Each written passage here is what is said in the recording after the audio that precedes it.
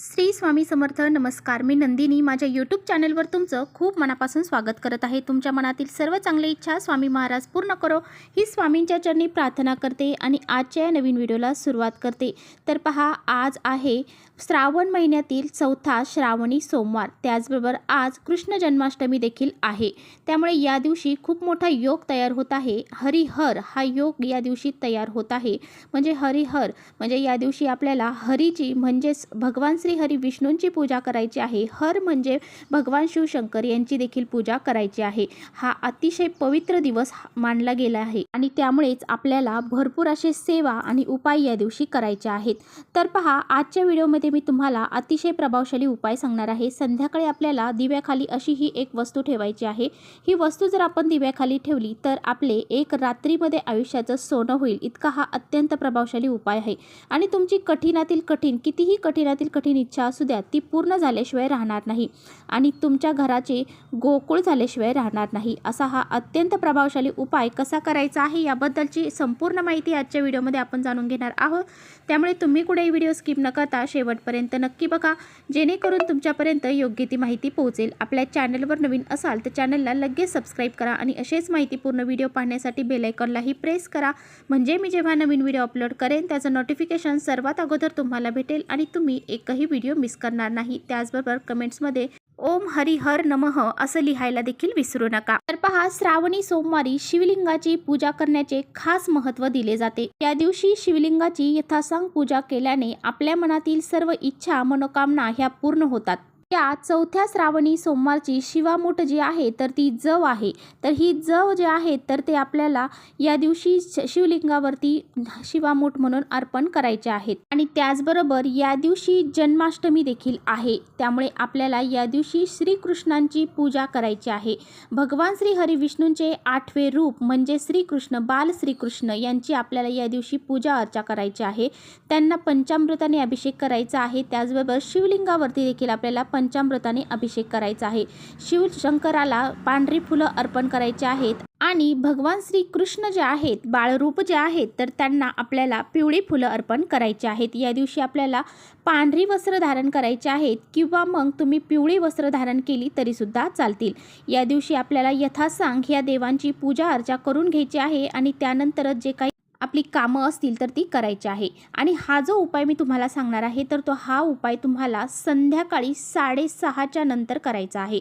अगदी 6 वाजल्यापासून तर रात्री 12 वाजेपर्यंत तुम्ही हा उपाय करू शकता. परंतु जर तुम्हाला शक्य असेल तर 6 ते 7:30 ही जी लक्ष्मी येण्याची वेळ आहे या वेळेमध्ये जर तुम्ही हा उपाय केला तर याचे फळ हे आपल्याला लगेच मिळत असते.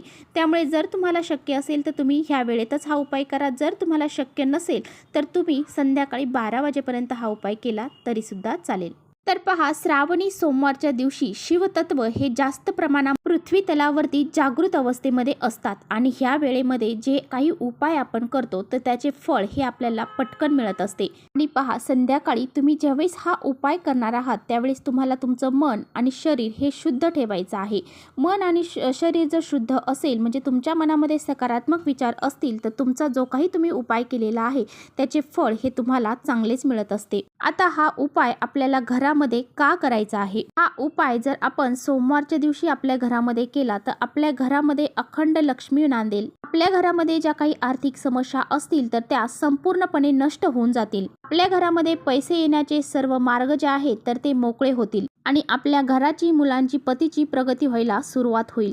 तर आपण पाहिलंच असेल, आपल्या घरामध्ये बऱ्याच वेळा खूप कष्ट आणि मेहनत करून सुद्धा आपल्या इच्छा ह्या अपूर्णच राहतात आणि घरामध्ये आपल्या भरपूर पैसाही येतो, परंतु हा पैसा आपला टिकून राहत नाही. कोणत्या ना कोणत्या मार्गाने घरातून बाहेर निघून जाते. आपल्या घरामध्ये लक्ष्मी ही स्थिर राहत नाही. ही लक्ष्मी खूप चंचल आहे. ह्या लक्ष्मीला स्थिर करण्यासाठी आपल्याला घरामध्ये अशा विशिष्ट तिथींना विशिष्ट उपाय हे करायचे असतात.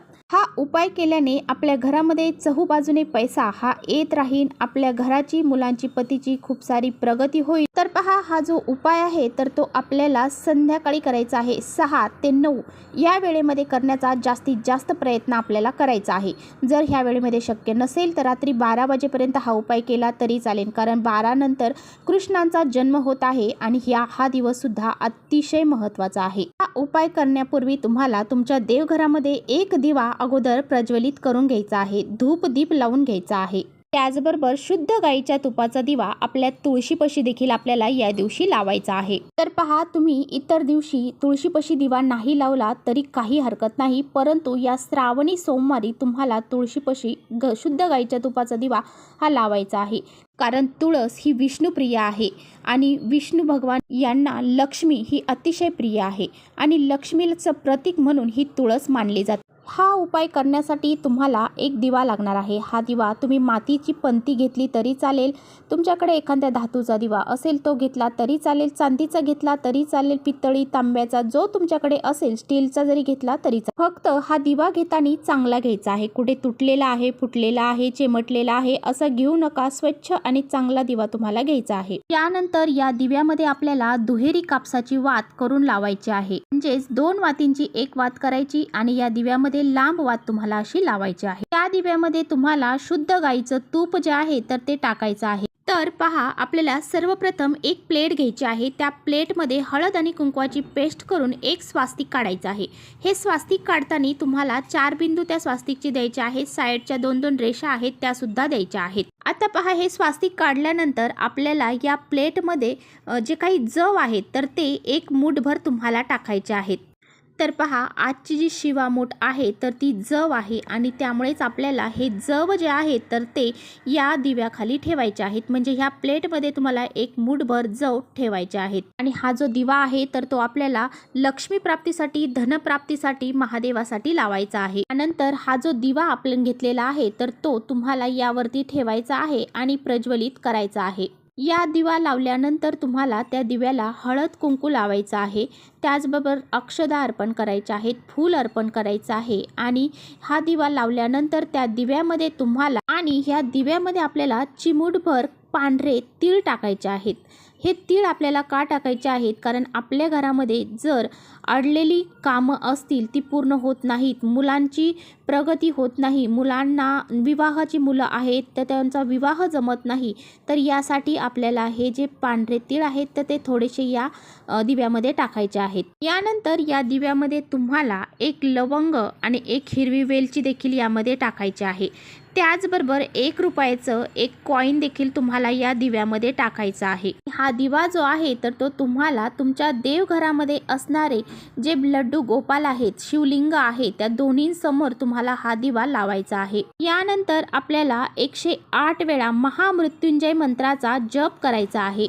महामृत्युंजय मंत्र हा आपल्या घरात म्हटल्याने आपल्या घरात असणारी वाईट शक्ती, नकारात्मकता, अलक्ष्मी ही आपल्या घरातून बाहेर निघून जाते, दारिद्र्य, गरिबी ही सुद्धा आपल्या घरातून बाहेर निघून जाते आणि आपल्या घरामध्ये लक्ष्मी प्रवेश करते। आणि या मंत्राचं उच्चारण केल्याने भगवान शिव शंकर आपल्यावरती प्रसन्न होतात आणि आपल्या सर्व इच्छा आकांक्षा पूर्ण करतात। आता महामृत्युंजय मंत्र हा तुम्हाला म्हणणं शक्य नसेल, तुम्हाला उच्चार करताना काही मिस्टेक होत असेल तर तुम्हाला काय करायचं आहे, यूट्यूबला किंवा गुगलला सर्च करून हा मंत्र तुम्हाला लावून द्यायचा आहे किंवा मोबाईलला लावून द्यायचा आहे आणि तो श्रवण केला तरी सुद्धा चालेल। त्यानंतर तुम्हाला दोन्ही हात जोडून माता लक्ष्मीला प्रसन्न होण्यासाठी प्रार्थना करायची आहे।